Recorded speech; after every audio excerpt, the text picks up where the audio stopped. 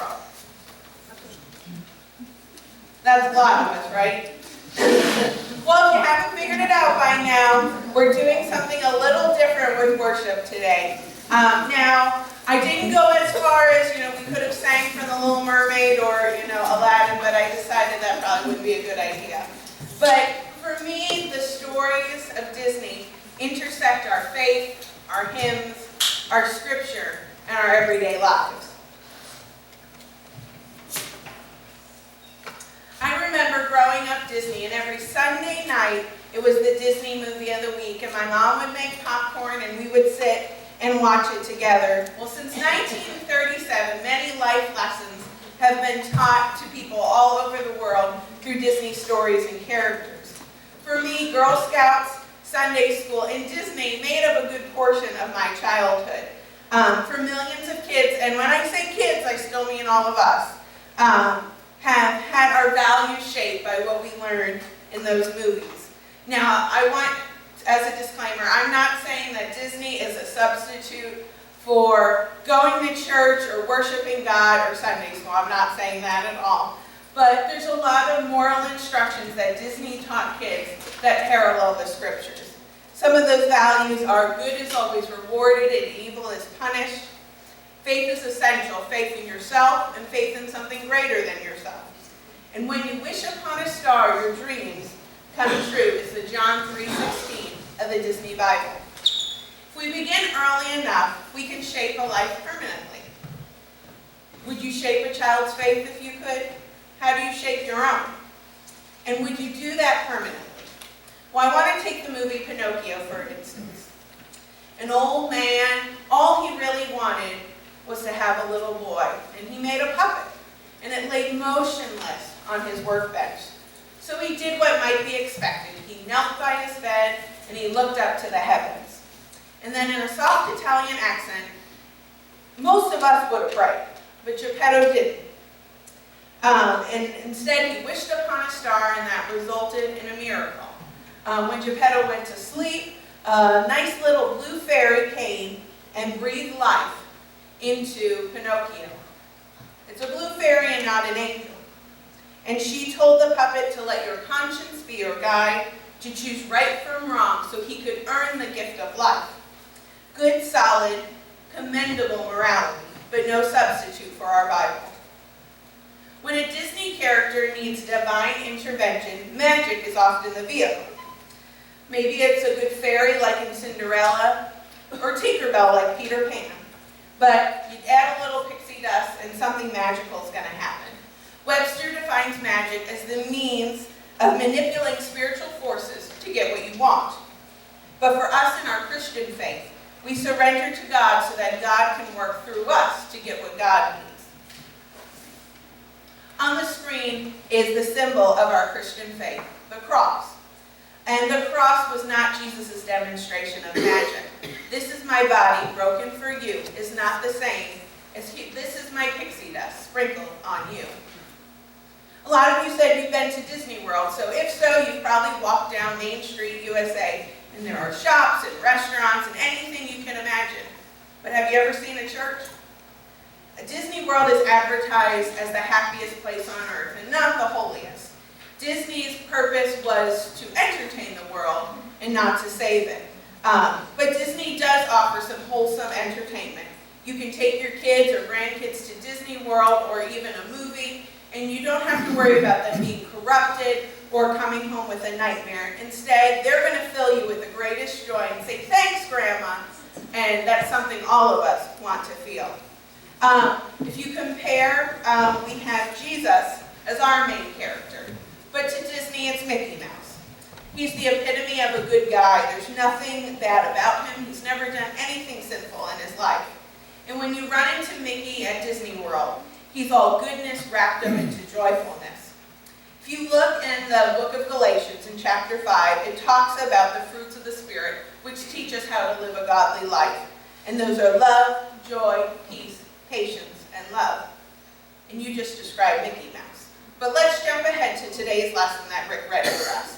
It comes from one of my favorite characters in the Bible, Paul, in a letter to the Romans. Now, Paul reiterates the glory of Easter and the power and the grace that God gave to us. He wrote in a time of revelation. I call this the coffee house stage ministry.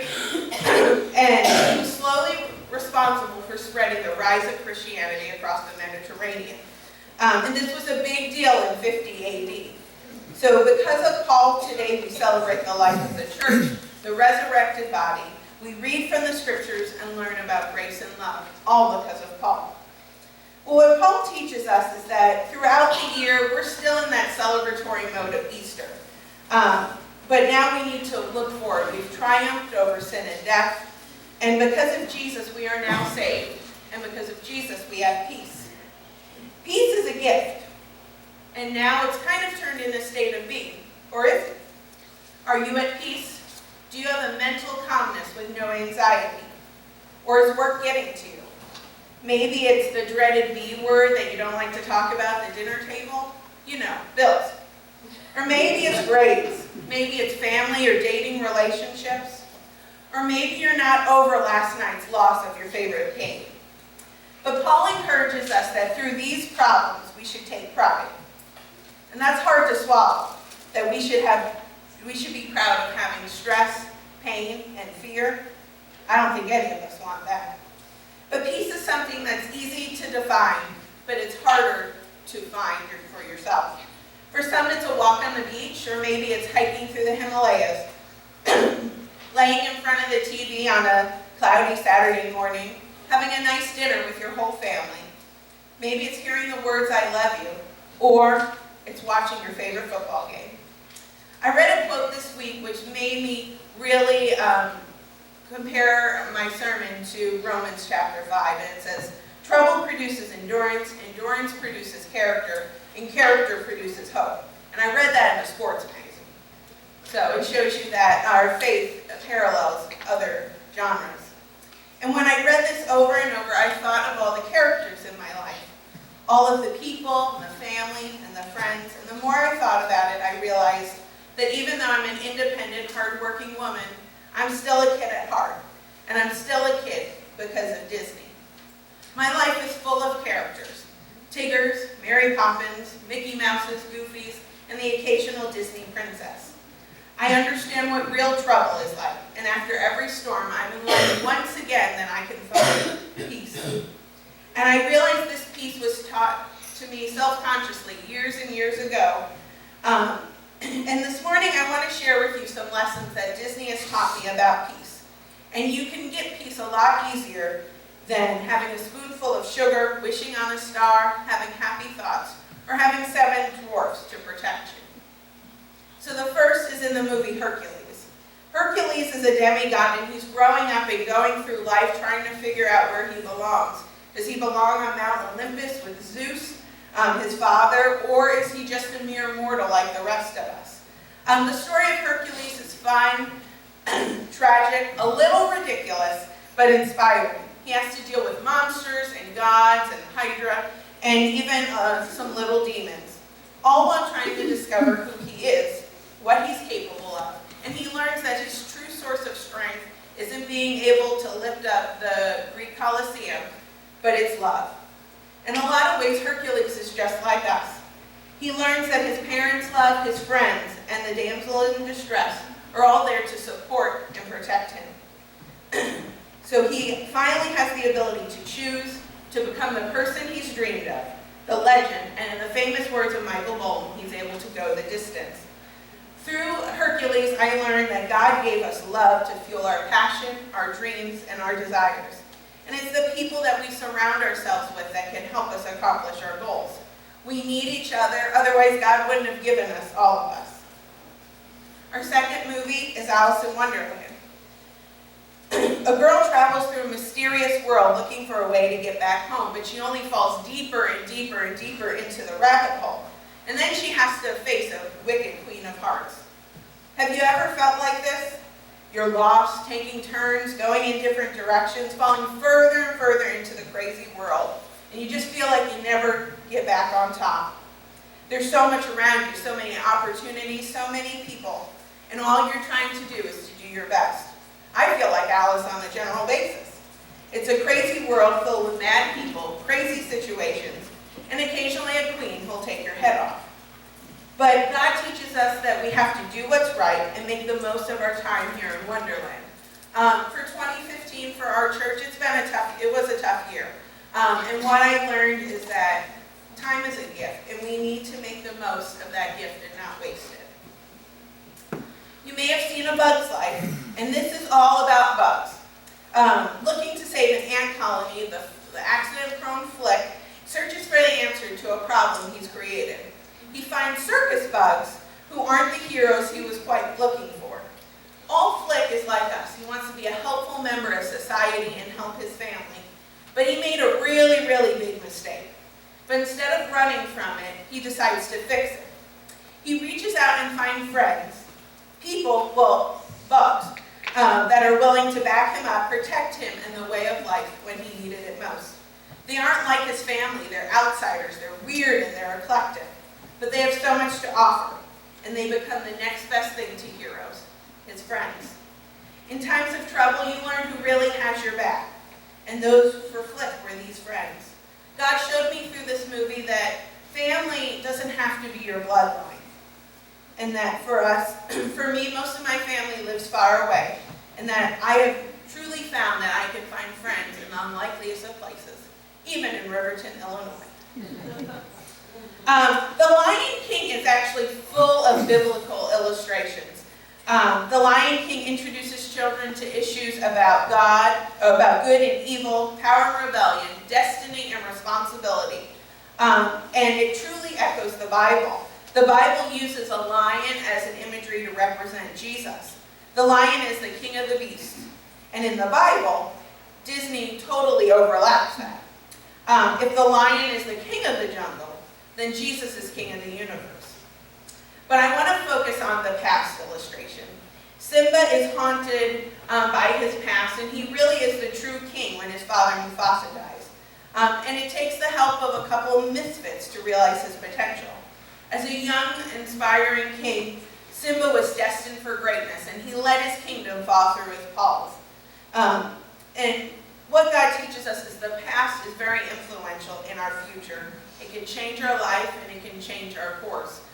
Near the end of the movie, Simba kind of battles with whether he needs to go back and do what's right. And there's a mentor in the movie called Rafiki, and he says you can either run from your past, or you can learn from it and you can face it. And like any Disney movie, we know that he saves the day and he faces it. But looking at our scars can only remind us of the pain. But all you really are looking at is healed scar tissue. To me, the Lion King is also a parallel to the prodigal of the lost son. So God teaches us that we must learn from our past and not dwell on it. And may we celebrate it just like the Father did in the prodigal son. Then you have Monsters, Inc. In this movie, beyond our closet doors is a world of monsters who use Scream as their true power source. But one bedtime, basically everything changes for Mike and Sully, and they have to fight for their jobs and their world. Fear is a powerful creation, even for ourselves. Many of us have probably not done things because of fear or laid awake at night because we're scared. But Mike and Sully learn that laughter is really the greatest potential. It's a true power, 10 times more powerful than a scream, and a lot more enjoyable. The best part of laughter is its infectious property. It spreads and it makes people feel better. It helps you to forget about the monsters in your closet, even before night. I believe that God truly has a sense of humor. He made us, didn't he? God created us to be strong and happy and healthy individuals. As Christians, we need to use our laughter as the infectious property to spread the love of Jesus. Jesus calls us to be the light of the world, and laughter truly makes you smile and is a great light. Then an oldie but a goodie is The Sword and the Stone. This is the story of young King Arthur. And Arthur's a young, weary man full of inspiration and curiosity. And with the guidance of Merlin, he's going to become the legendary King of England. Arthur's a lot like a lot of our own teenagers. He has a lot on his plate. He's balancing a squire position, maintaining a kingdom, and trying to go to school and learn. He's forced to learn on the fly, taking lessons from squirrels and witches and fishes, all to see his hidden teachings. What God shows us is that education is truly a gift. You have to relish it from everywhere, even if it means from a crazy old man. I've learned that you can learn